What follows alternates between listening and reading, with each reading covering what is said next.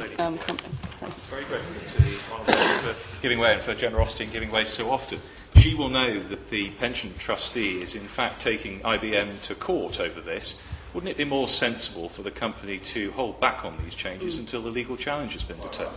Yes, I was going to make that point later, but they're really driving roughshod through this.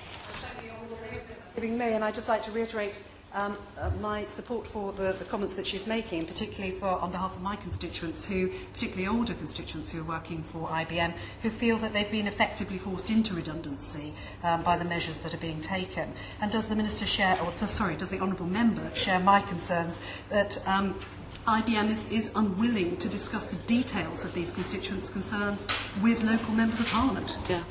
It's very difficult. We did have some of us did have a meeting with IBM, but it wasn't an easy meeting to obtain. They were fairly reluctant. They weren't terribly open.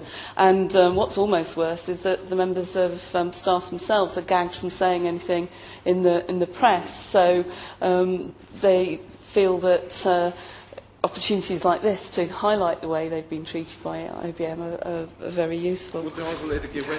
Right. I'm very grateful to my neighbouring Member of Parliament. Like her, I have many constituents who work for IBM. I share the anger of my constituents about this, but I also am very sad. Is she sad that a great company like IBM should have sunk to this? Today I went to the IBM website and checked out what they really felt about life, and I went to the section Our Values and Corporate Social Responsibility. And I tried to open the Corporate Responsibility Report, and it said, Our apologies, the page you requested cannot be displayed. Who's surprised? Sandra Gibling. Okay. All right, I must try and make some progress, really. So I was referring to the emotive comments that had been made, and one has said to me, we feel that the system's let us down badly. This is our Robert Maxwell moment. We've saved in our pensions for many years in the belief that our old age will be one which you could look forward to. IBM seem to have the right to rip up a long-standing contract without redress, leave our future plans in tatters. It's robbing us just as Robert Maxwell robbed his pensioners. But I actually want to devote some time to the issue of the early retirement discount factors, because this is the issue that has generated the most anger. And in effect, it is widely regarded as a means of forcing employees to retire early, with the added bonus that IBM escapes having to put together redundancy packages. Now, a quote from an email which highlights why the employees feel they do not have any choice in the matter. This was from a 53-year-old who had originally planned to retire in 2 years at age 55. If he takes the option to go now, then his pension will be reduced by 21%. That's more than it would have been reduced by, but that's the situation. If he waits to retire at 55, as he had originally planned, his pension will be reduced by a massive 48%. So given that the employees stand to take such a large hit, then many of them have felt that they have no option but to cut their losses and leave. And as I mentioned, 800 employees are leaving. The only change to the original proposals made by IBM is that the majority of employees will leave by the end of the first quarter of 2010, but the company has added a little bit of flexibility to phase the leave over a further 12-month period. And clearly, this is only in the company's interest and not the workers. John Redwood. Very grateful to the member for giving way. In her conversations, has IBM produced any reason why they need to do this other than saving money? Because it does seem very, very oppressive conduct from my constituents' point of view as from hers. Sandra Gibling. They have not, as far as I'm aware, given any good reason. They have cited that this is about the long-term prosperity of the company. They claim that Britain is poorly performing compared to other countries, but actually this is a company that hit all its targets for making profits, so it's something of a surprise. But the interesting thing to note is that the company retains the flexibility to offer a more attractive discount rate. So IBM would say that this is so that they can make early retirement decisions on compassionate grounds, but many of the workers have expressed the view that this flexibility could also be used, maybe in a few years' time, to get rid of another tranche of the company's most loyal and experienced workers. Now, many of the workers have expressed regret that the company does not appear to value their lifetime commitment and feel they should be entitled to a proper redundancy package if the company wants to get rid of them.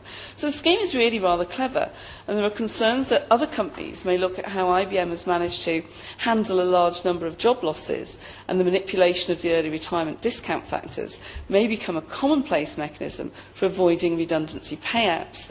So if the government is serious about workers' rights, then can I urge the Minister to investigate this aspect of the problem and take steps to ensure that manipulation of pension scheme terms is not used as a way of company avoiding redundancies, payouts. So the company would claim that they have made some concessions as a result of the consultation, but in reality these are minor compared to the scale of the changes overall and have no significant impact for employees aged 50 and over. And it is unfortunately fairly common to see final salary schemes end. In many cases they are unsustainable in the long term, but a principle of fairness would suggest that employers are given an opportunity to minimise the impact of any changes. And the closer one is to retirement, the more important this is. And the manipulation of the early retirement discount factors in no way passes this fairness test. As I've already pointed out, those who are planning to retire in as little as 2 years' time have been forced into going now in order to reduce their financial losses. And they've simply had no opportunity to try and make good the difference or phase into their retirement in a more acceptable financial way. I've also become aware of other practice which is not one would usually expect of a world-class employer. People have been offered pay rises, but only on the condition that the employee agreed that the pay rise would not be pensionable for the purposes of the defined benefit scheme. And if employees disagreed with this condition, they did not receive the pay rise. There are also concerns about manipulation of the performance management system, but I really need to stick to pensions for the purposes of today's debate. It's not just workers and local MPs who are concerned by the way IBM has manipulated its pension system. The pension trustee has also referred the matter to the courts, and IBM have refused to delay implementation of their plans until the outcome of any court case is known. But in light of the pending court case, the Minister might like to just respond in principle to the following questions. It's clear from this case that there is a lack of clarity over the financial implications of the scheme and what are the factors which have prompted the company to renege on its 2006 promise. Is there not a case for more detailed financial modelling being made available to workers so that changes to such schemes are fully justified and fully understood? Should there not also be a principle of no sudden changes, so that when changes to pension plans are necessary, those affected have time to take measures to minimise their personal financial loss? And will the Minister look at the manipulation of the early retirement discount factors and reassure herself that this is not used as a means of avoiding redundancy payments? Will she also examine whether there is an age discrimination aspect to the manipulation of the ERDF? Because it does seem strange that the company seems to want to get rid of so many of its most skilled workers. And will the Minister consider legislating so that workers are protected from the impact of such sudden changes? To finish, I've received emails from IBM employees from all around the country as a result of calling for this debate.